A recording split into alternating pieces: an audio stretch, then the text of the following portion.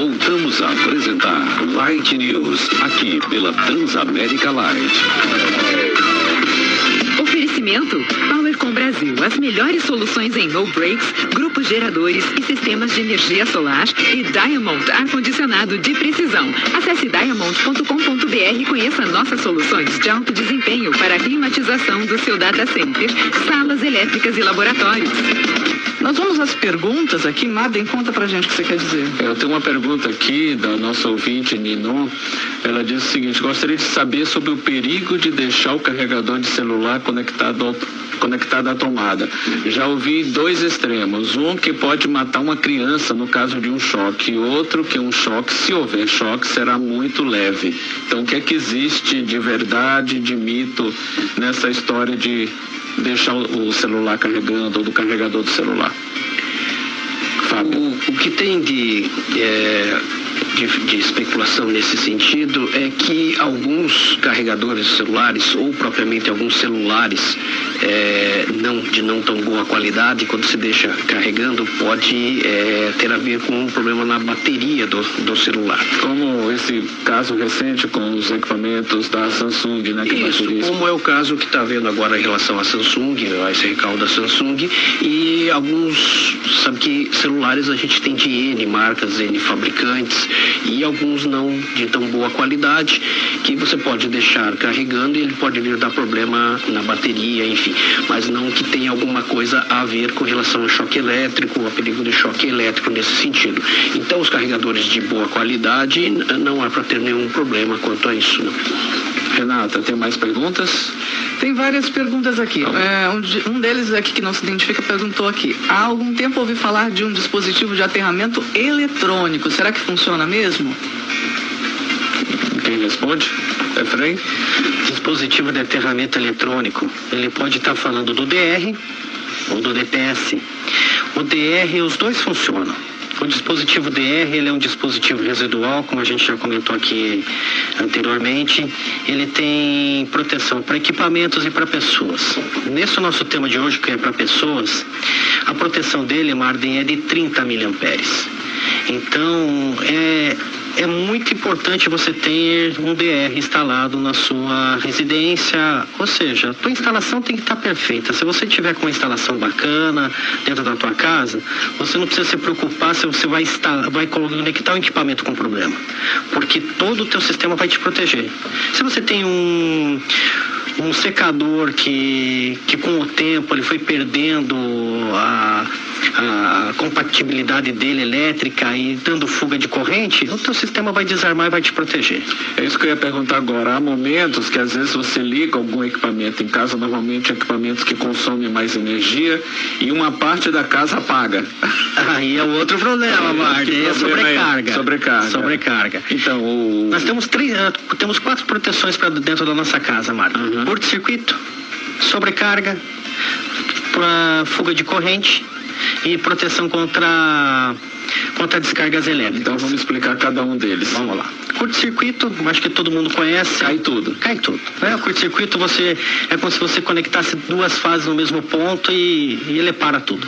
Sobrecarga é uma falha um pouquinho mais atenuante, assim, no sentido de que eu acho que é mais prejudicial, no sentido que a gente não enxerga muito facilmente. O que é? Você está numa sobrecarga na tua fiação elétrica que não está bem dimensionada, você não tem um disjuntor correto protegendo a tua fiação, e ele vai esquentando, vai indo até que a capa de proteção térmica do cabo abre e vai depois vai acontecer um curto-circuito. Então vai danificando a tua instalação, né?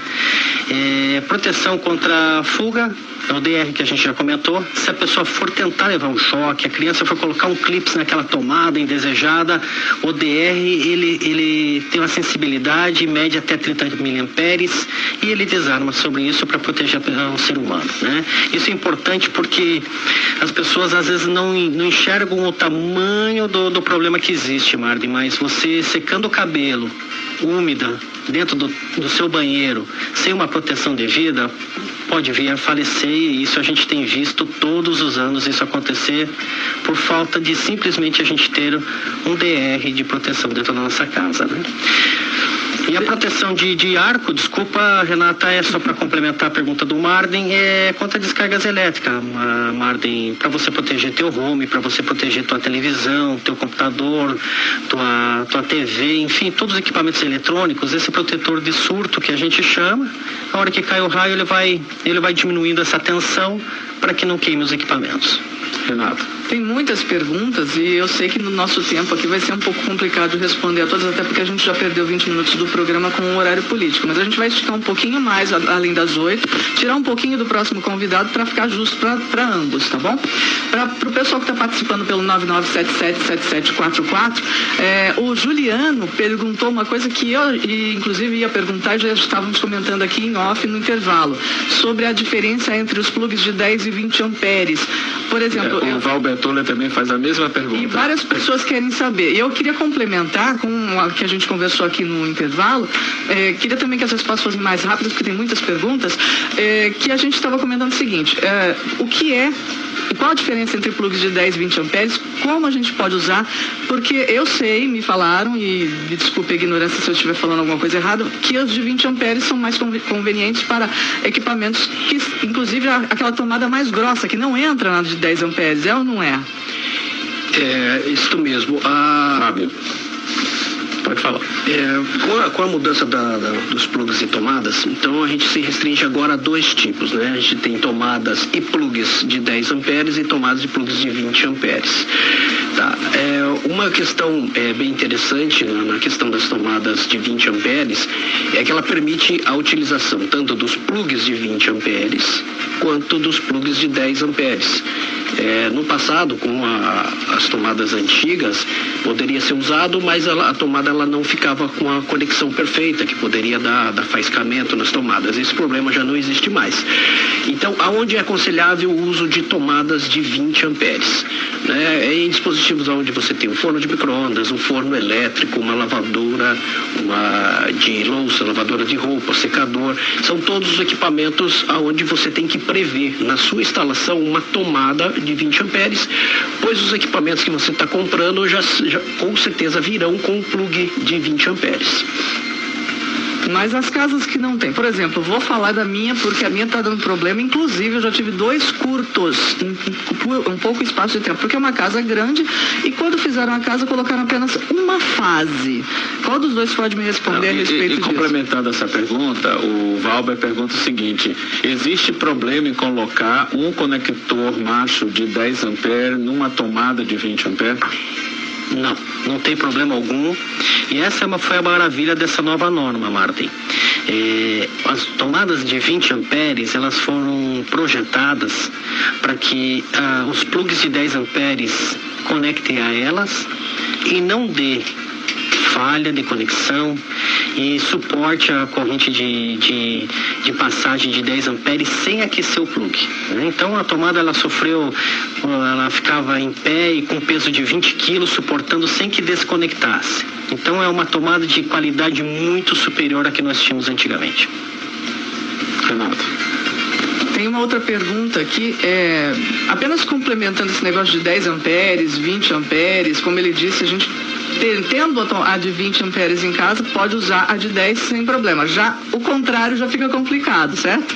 Então aproveitando essa deixa, digamos, se você pensa em mudar as tomadas, não seria um caso de ter todas de 20 amperes logo? Ou, Marden, se você mudar todo o teu cabeamento da sua casa, o seu disjuntor, com certeza. Essa seria a melhor situação.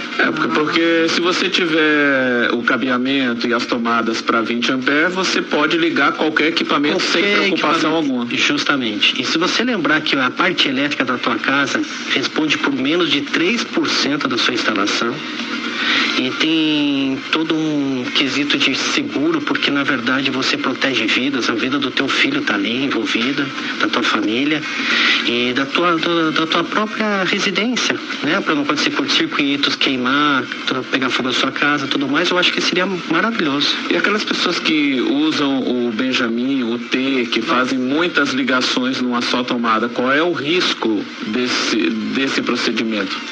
Se ele tiver uma instalação perfeita, nenhuma, vai desarmar. não deve usar, vai desarmar. Por isso que eu digo, se você está com uma instalação correta dentro da sua casa, se você está comprando painéis certificados, painéis TTAs, se você está fazendo uma instalação conforme a norma e as novas tomadas, Marvin, por mais que qualquer pessoa inabilitada tente fazer algo errado, vai estar protegido. Então, isso é importante. Agora, pode acontecer problemas? Pode. O Benjamin vai dar aquecimento, principalmente se for um Benjamin vagabundo.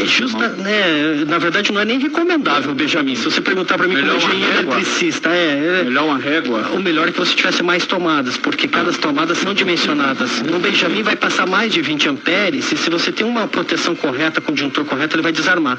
Então você não vai mais nem começar a utilizar mais disjuntores, senão vai passar da capacidade do disjuntor e ele deve desarmar. E as pessoas às vezes reclamam, eu gostava daquele disjuntor que não desarma, aquele disjuntor que é bom. Então ele não está fazendo proteção alguma. O ideal é uma tomada para cada equipamento. Esse seria o perfeito.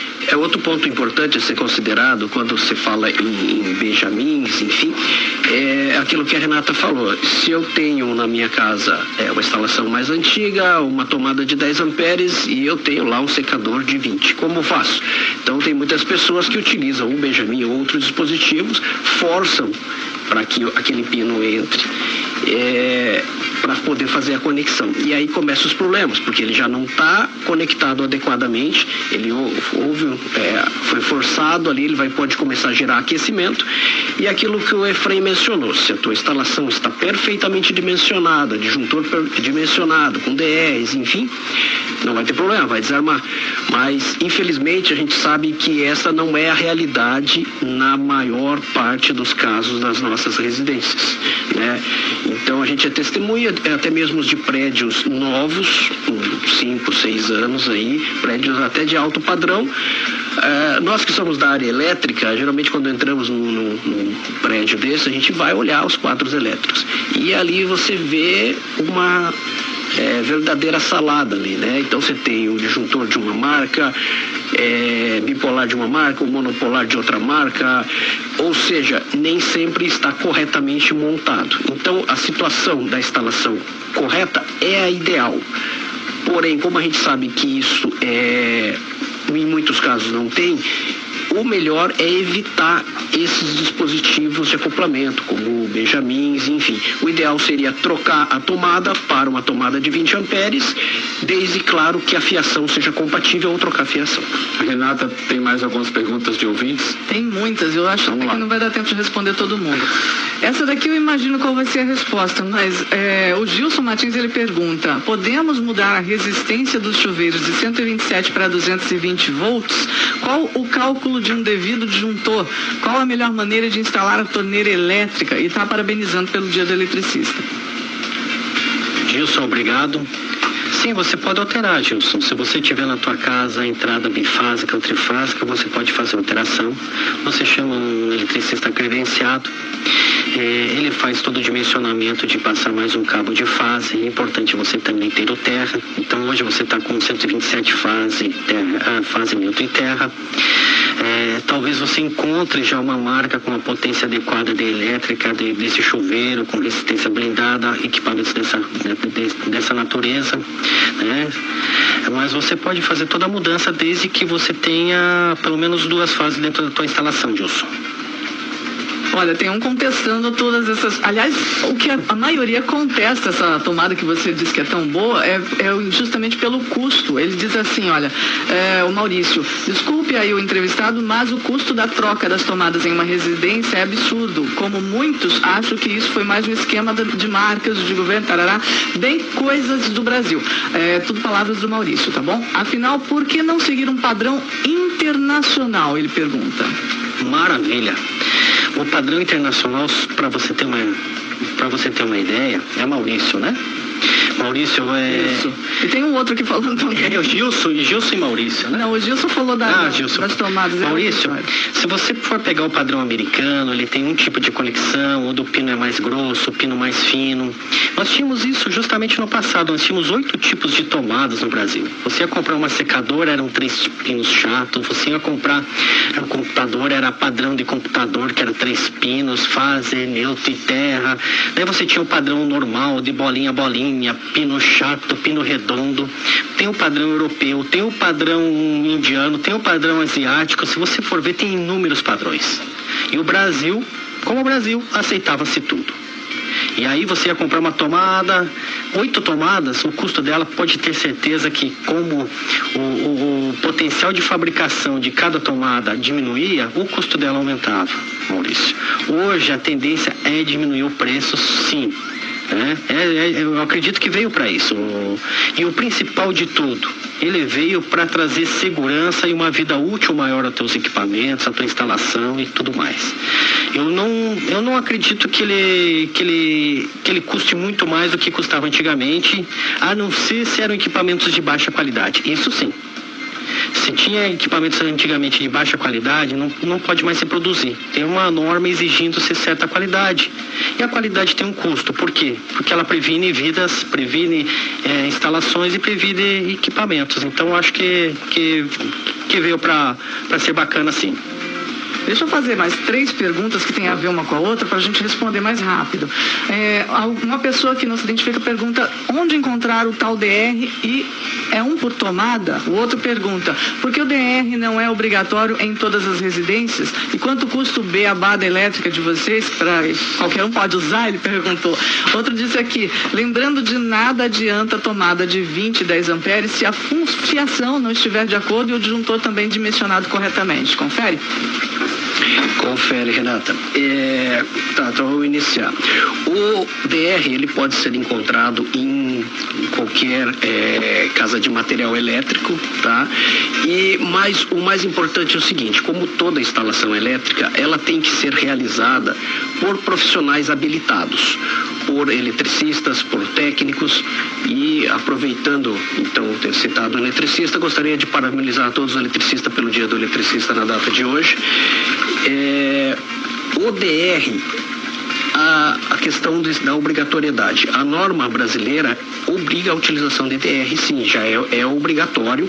Então, as residências onde não tem DR, provavelmente são residências que foram feitas instalações elétricas antes do prazo de vigência da norma, mas a norma já está em vigor e é obrigatório, sim.